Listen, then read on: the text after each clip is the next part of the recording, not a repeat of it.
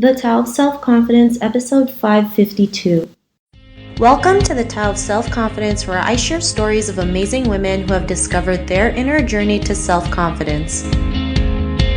Visit our website at thetaoofselfconfidence.com. Your inner journey to self-confidence awaits. Well, hello friend. Welcome to the Tao of Self-Confidence, where I share stories of amazing women who have discovered their inner journey to self-confidence. I'm your host today, Sheena Yap Chan, and today I have a phenomenal lady on the show today. She is a yoga teacher, a professional dancer. She also has her own dance and yoga studio, so I'm really excited to have her on and share her story with us today on self-confidence. So without further ado, I'm going to introduce you to Tanvi Mehra. Tanvi, how are you today? Maybe you can fill in a little bit more about yourself to our listeners.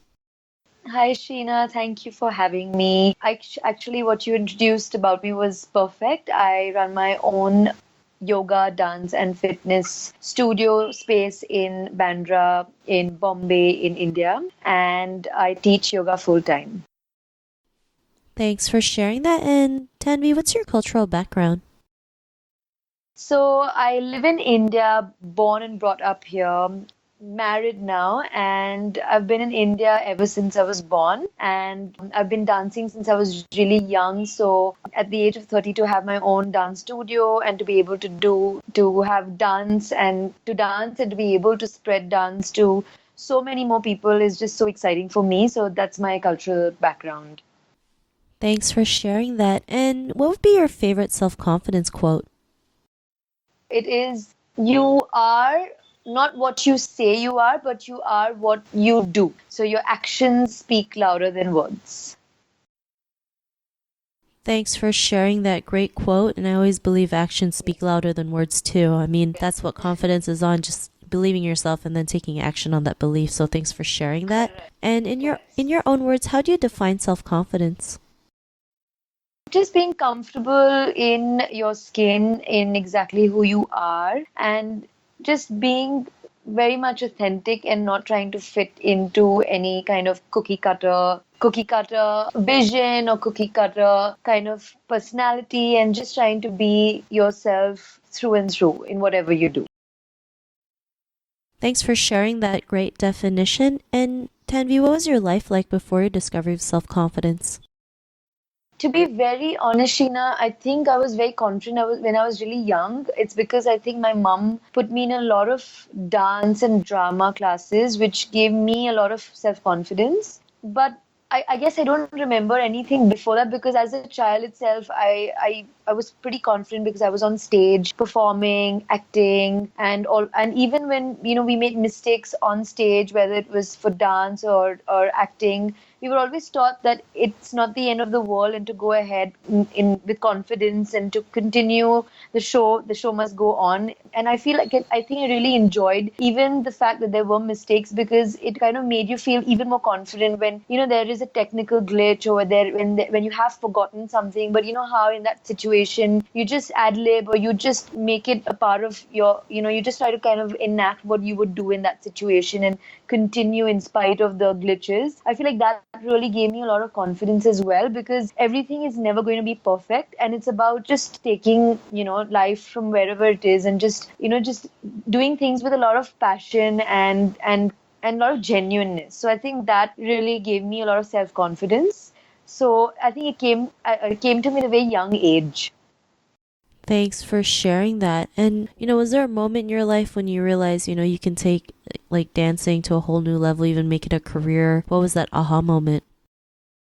It was actually when I was sitting on a desk job, which was something that I thought that I really wanted to do. So I actually studied fashion business, and then I came back. I studied in London, and when I came back to Bombay and I started working in this fashion boutique, and I was at my desk on a computer, and I was browsing Facebook, and I saw all my friends who I used to dance with, put up these really cool dance videos, and like they kept sharing stuff about like what they were doing in terms of their training and stuff like that. And that was the time when I was like, what am I doing out here, and why am I on a desk when I should be dancing and moving? And I think that for me did it. And I came home and I shared the same, thought with my parents, and they were with me. They really backed me, and they said, go ahead and do whatever it is that you wish to, and we're right here for you. So that was the aha moment for me. Thanks for sharing that. Sometimes we don't think it's possible until, we see other people doing it and realizing like if they can do it, why can't I, right? What's stopping me? So I'm glad you were able to realize that, and because of that, what's your life been like now? Oh, it's been amazing because when I had that moment, and I think it's always easy and it's always amazing when you have amazing family support. So I left that job, and for a year I actually taught yoga and dance on my building terrace at my home, and I kept renting different dance studios and yoga studios, and they came a point after 1 year of just going all around the city teaching that I just realized that I don't feel like any one space or studio really stood out in terms of management, in terms of curation of activities. And then I spoke to my parents and I said, hey, I want to open a space where I can have everything under one roof and be able to manage it and dance there and teach there and just kind of live there, because this was my life, and I really wanted to make sure that I'm not wasting too much energy commuting and moving from one end of the city to the other. And I think when I did that, and my parents once again really backed me up, because I didn't have the resources at that time to do it on my own. It's just been such a great journey. It's been 4 years since I have my studio, and Touchwood, it's one of the most famous studios in the city, if I can say so. And I can really believe when I say that, because so many people come from far and wide, and it's not limited to people only coming from in and around the vicinity in the area. People really come from very far off to just come for the workshops and the classes that we hold. And that really makes me feel happy, because it's not that it's only catering to a certain radius. It's kind of spreading around to so many people, including people from other cities. So I feel like if it's made a difference and touched so many souls, I feel like, like all the work that we're doing as a collective team at my studio is really touching lives and hearts around. So it's been a dream, and it's continuously unfolding, and I'm just taking it as it goes. Thanks for sharing that. And to the woman who's listening to your episode, she may be in her own journey to self confidence. What would be that one tip you would give to her?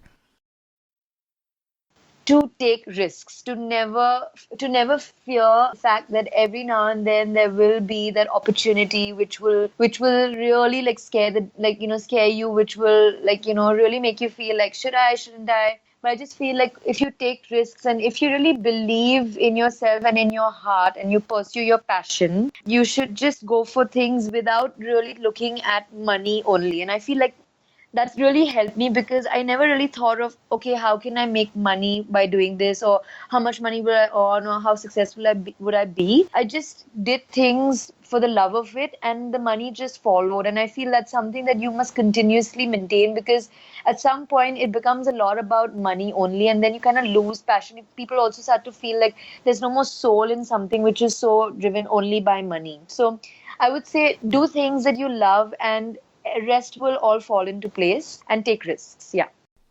Thanks for sharing that. And those were some great tips that you mentioned. And if our listeners wanted to get to know a little bit more about you and what you do, or check out your dance studio or yoga studio, is there any links or social media profiles we can connect with? Yes, so on Facebook, it's Tangerine Arts Studio. So it's ARTS and Studio. So it's Arts Studio. And it's the same on Instagram. It's at the rate of Tangerine Arts Studio. So these are the two places that you can catch what we're doing every single day, as we update it daily. Thanks again for sharing that. And to our listeners, if you want to connect with Tanvi, you can also head on over to the Tao of Self Confidence.com and search for Tanvi's name. Her show notes will pop up along with everything else that we talked about. And I really just want to thank Tanvi for taking the time to share her story and tips with us on self-confidence. So thank you so much, Tanvi. Thank you, Sheena, for having me. Thank you so much. Not a problem. It's really great having you on the show. And to our listeners, be on the lookout for another new episode of another amazing woman's journey to self-confidence. And we'll talk to you soon. Bye for now. Bye-bye. Thank you for tuning in to another amazing episode of The Tao of Self-Confidence. Visit our website at thetaoofselfconfidence.com to check out cool resources, blog articles, show recaps, and so much more. Your inner journey to self-confidence awaits.